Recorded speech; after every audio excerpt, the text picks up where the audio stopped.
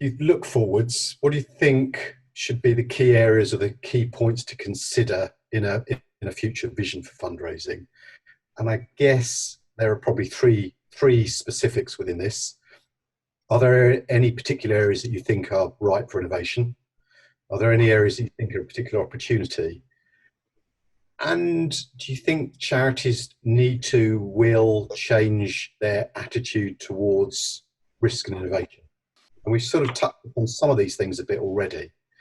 But I think, to start the ball rolling, some of this stuff around a future vision fundraising, for me, it starts right at the top is what do we mean by fundraising?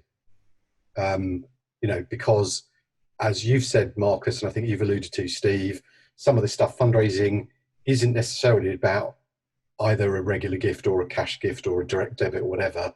That's the end result of that, and we have to be a bit smarter around that. But also just being more thoughtful around our purpose. The phrase that the government are using, and they've obviously had behavioural economists look at it, but I think build back better. I don't know if you've seen that. We need to build back better. And I think that's just as true for fundraising. But what are other views around the future vision and areas for innovation and attitudes towards risks and so on? Can I start with risk? Because I think risk is the biggest one for us to get our head around at the moment. I mean, I have and I've long held the view, which I think has been amplified more recently in particular. It was a conversation, we had an international group, we were having a conversation last night, and it manifested there about our attitude about what is fundraising, what it isn't. And I think we've got to recognize there's a distinct difference between fundraising and fundraisers. Because if you look at the Captain Tom thing, and I so wish he'd been called Major Tom, it would have been a lot easier. If you look at Captain Tom, what happened? We need to unpack this, because essentially for Captain Tom, an awful lot of people gave to that man and his connection and what he was trying to do. The empathy was there. There wasn't a charity really involved. It became as a secondary thing. There was a commercial platform that sat in the middle that made it possible, that was made possible by commercial platforms. And yet we're still seeing people who just are busy having a go at commercial platforms for taking what is a reasonable level of profit, but has nevertheless produced all of this good. So, there's that going on. People gave fairly blindly. They didn't really understand where the money's going. The money's gone to things that people still don't really connect with, but for them and now it doesn't matter. Big change. So fundraisers, Alan, you said that absolutely right. If organizations can tune in and understand what fundraising means and is, and its purpose, and everybody can understand and buy into that, we might be able to make it flourish. The risk is if we don't, there are too many people, there are two groups we're not connecting with. Group number one, this ability for fundraisers to take a fairly self-righteous view of themselves and to quite genuinely have a go at the motives of people who may have money. We impose our own prejudices on those people, and it's kind of wrong. It's not our place or position to do that. We can't vilify people who've got cash and then expect that to be okay. It's just not our job or position. And the more we do that, the more dangerous it becomes. And the second group is the public don't really understand what we do or why we do it. And yet we have this machine and profession and industry there. And it's disconnected from the very people that we're talking to. So there's a risk in that, and we've got to manage that. And I think, and then just finally, in terms of anything for me, the innovation space is just huge. The tech, bringing the tech together with the innovation space. Alan, we've done innovation spaces in workshops where, the whiteboards and everything else at work with it, and some fantastic sessions. We're just now doing them all online. We're doing them online. Real-time kind of post-it notes with 20 people all over the place posting notes that you can. It's amazing to see how that kind of level of innovation works, and it's fast and quick, and it means people can innovate. And I think that's going to be a tremendous opportunity to look at it and think we don't have to do this the same way that we've done it before. I would echo everything Steve has said. I mean, it's if I think about our sector, the attitude needs to change, because I think it's it's too much like a locked box with liberal-minded, like-minded people, higher educated, in the middle of that box, sucking money, pumping out good, believing we know what's right. And I think that leads to, you know, what Steve was talking about, you know, the attitudes towards other people. You know, it's wrong that there's a platform that makes a profit. Why is that wrong? And so I think our attitude needs to change. I think what, you know, Captain Tom, you know, is that an anomaly of COVID, or think back a few years ago, the Ice Bucket Challenge? You know, no charity came up with that. There are enough of these things in the past which we can point to and go, there was that, there was that, there was that, there was that. And actually, you know, when the Ice Bucket Challenge happened, yeah, Water, we did pretty well off the back of it, because, you know, we did something quite tactical. And the number of people phoned me up to say, hey, Marcus, how do you go about that? Because we're doing an innovation burst and we're going to come up with the next Ice Bucket Challenge. And I said, how much are you spending? You know, 100,000. How many years is your you know, what period is the project running for? And my advice to them was, don't bother, don't do it.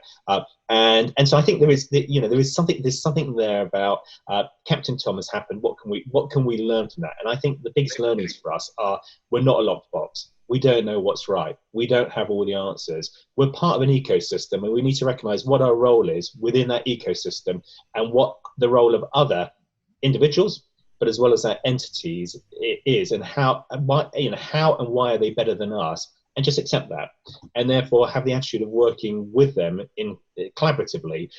And I think that requires a bit of inward looking, because I think, you know, we are great at so many things, but we're not great at everything, and we shouldn't be great at everything. And I think that also requires us to really think about what is our value, not what was our value many years ago. What is our value now, and what will our value be going forward?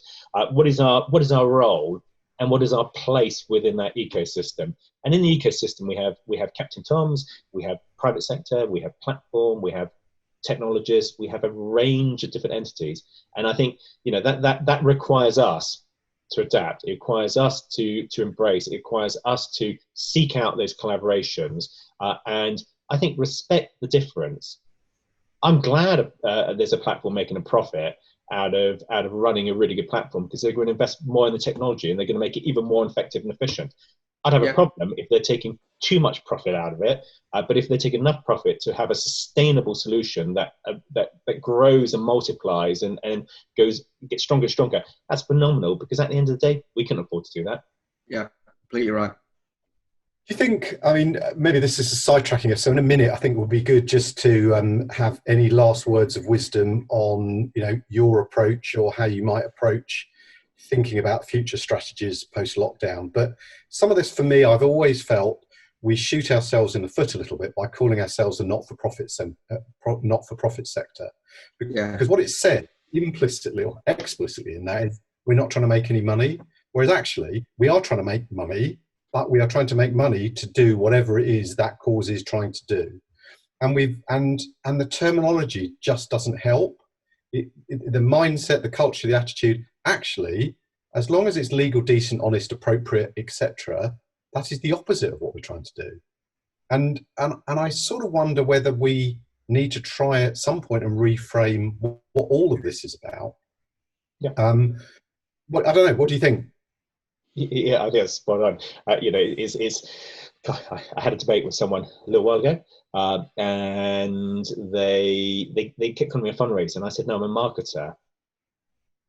I just happen to be working in a I don't want to say not for profit now. I also don't want to say charity, because I think the word charity is relevant to what we do.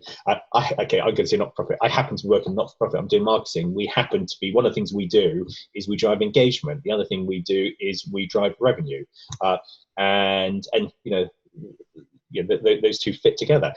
Won't go into that now. That's a whole other podcast on strategies. I think there is something about the framing, but I think it's not just the framing. I think there's also something about us thinking about you know, the things such as the gearing, because, you know, if I was sitting in a commercial company and you know, I had a 4-to-1 return, I'd probably be being encouraged to invest even more to take it down to a 2-to-1, a 1.5-to-1, in order to drive volume.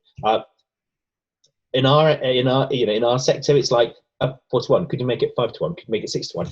Yeah. It's the wrong mindset. It's the wrong gearing. It's the wrong approach. And I think there's so many different things that we need to step back from. You're right, Alan. I think it's about release ourselves to think differently, but be really clear about what is that purpose.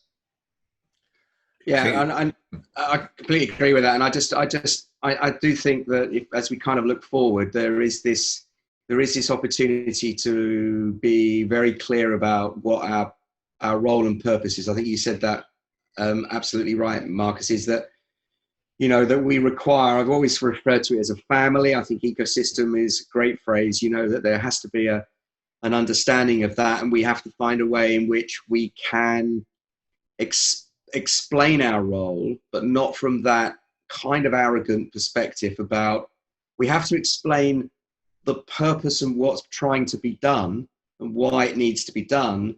And we are secondary to it. We've got to be careful of that.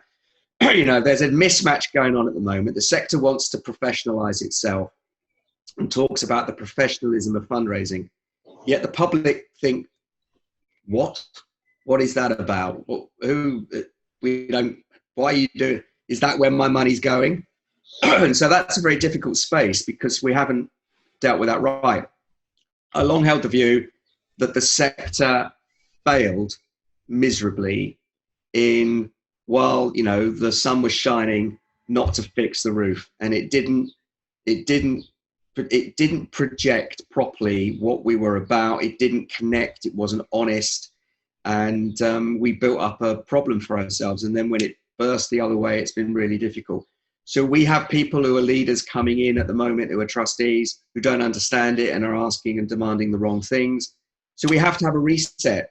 And we have to find a way in which we can move forward with that reset. And we have to recognize that some are not going to survive this, and that may not be a bad thing. When we talk about some not surviving, in my mind, I could easily see a situation where we're talking about some charities not existing in years' time. And I think one of the differences is when things were relatively good, another charity merging, taking over, but we use the word merger because we're nice people. They were comfortable with that. But now, balance sheets probably being what they are, I suspect that there might be some really ceasing to exist because the charity who might take them over might not feel comfortable with their balance sheet and being willing to do it. So, you could see some situations where charities really do go under. And I think whilst that's obviously terrible, there is something again about bringing that to life, where we are at, what charities need to do, and probably charities being tighter with their purpose and their mission. It's interesting because so for a long time I felt that our sector was the next or one of the next to be disrupted, and if we look at big infrastructure industries, they've been disrupted.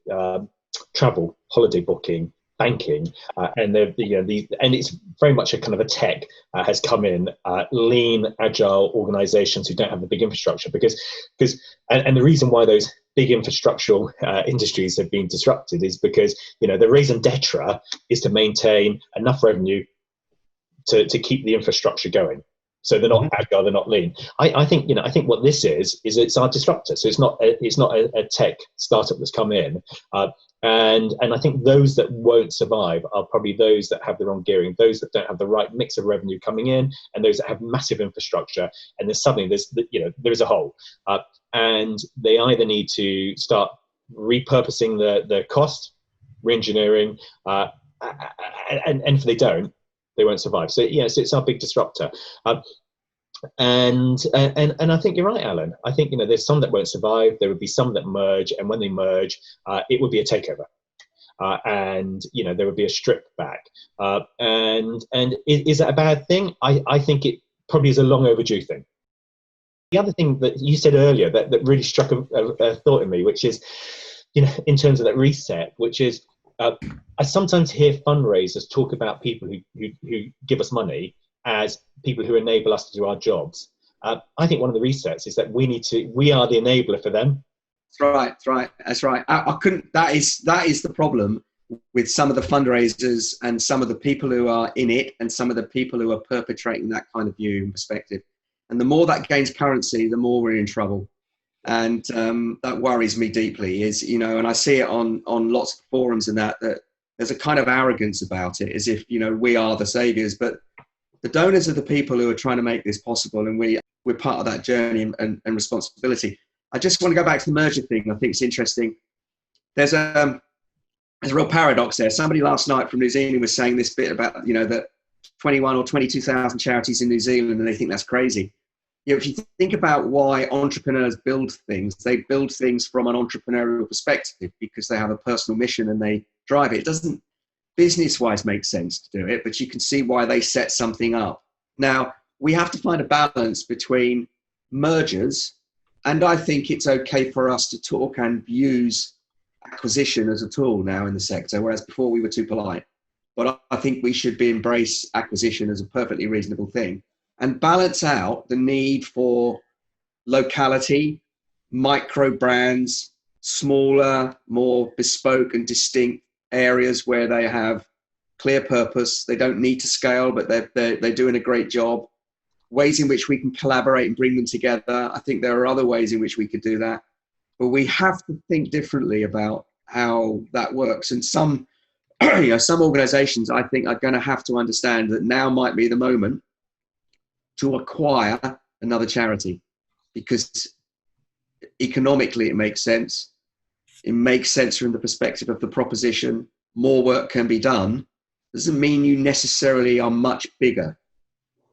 It does mean that you might have the ability to do your purpose or mission better. And that's probably the criteria that we want to get into, I think.